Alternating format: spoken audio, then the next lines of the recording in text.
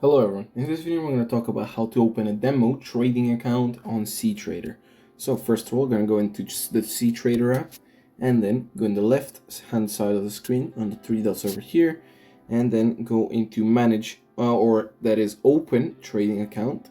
Then you're just going to choose live or demo. In our case we're just going to choose demo, press on it, or in my case it is already pressed.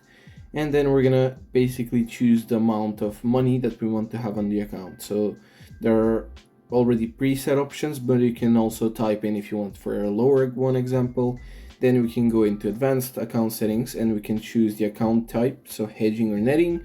And then you can also choose your leverage and a Sharia compliant account.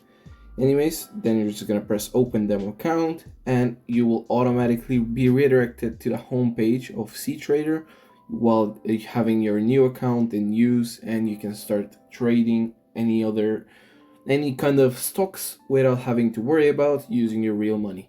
Anyways, that's pretty much it. Thanks for watching. Make sure you like, share, and subscribe, and see you in the next one. Goodbye.